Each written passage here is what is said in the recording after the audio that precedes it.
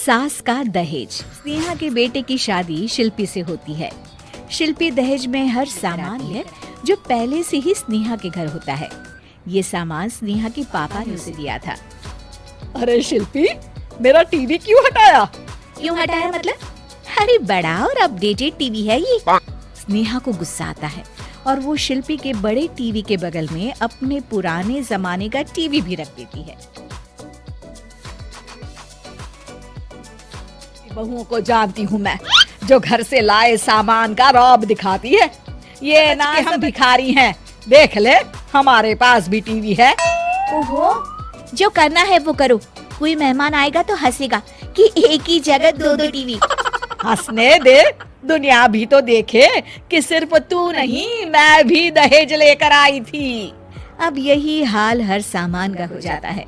Drawing room में एक साथ दो तरह के सोफे रखे होते हैं, एक नया आलीशान तो एक पुराना लकड़ी का। शिल्पी स्नेहा की इस आदत से काफी दुखी हो जाती है।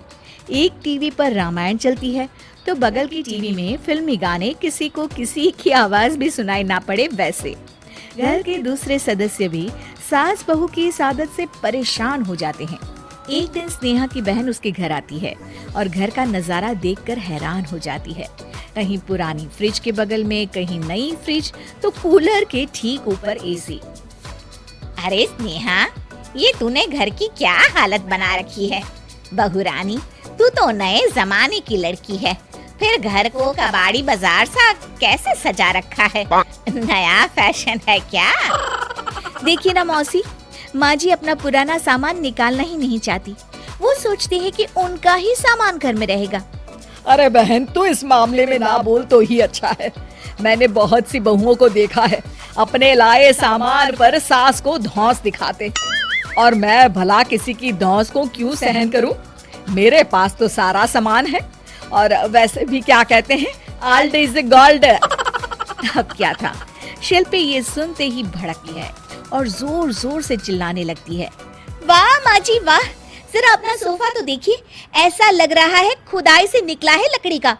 और मेरा सोफा देखिए कैसे लेदर की चमक और गुदगुदा सा है। अरे आपका तो पुराना धुराना सा है।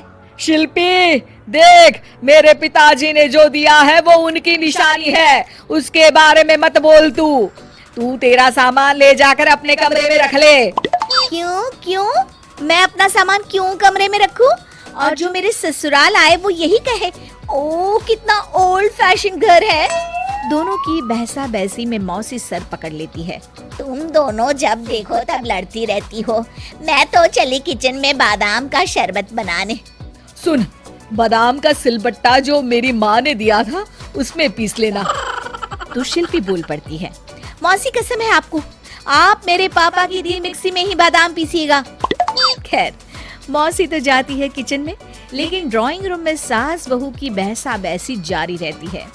तभी शिल्पी को गुस्सा आ जाता है और वो अपने पापा के दिए सोफे पर जाकर जोर से बैठती है, लेकिन तभी सोफा जोर से आवाज कर टूट जाता है। हे भगवान, ये क्या हुआ? ये सोफा कैसे टूट गया? बेटा, अब समझ में आया ओल्ड इज गोल्ड क्यों कहा जाता है। टूट गया ना तेरा सोफा। तभी किचन से जोर से आवाज आती है और मौसी काली पीली होकर किचन से बाहर निकलती हैं।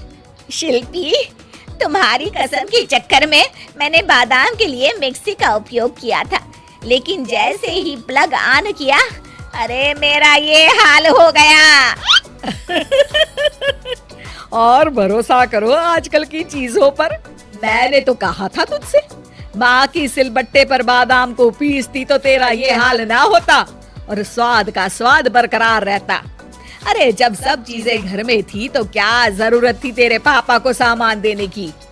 वैसे भी बहू, आजकल दहेज वही मांगता है जिनकी खुद की काबिलियत नहीं होती। आप ठीक कह रही हैं माँ जी। मेरे लिए ये सौभाग्य की बात थी कि आप लोगों ने पापा से कोई डिमांड नहीं की थी, लेकिन मैं आपको समझ ही नहीं पाई। मुझे माफ करिए। अब इस घर में नई चीज तभी आएगी जब पुरानी खराब हो जाएगी।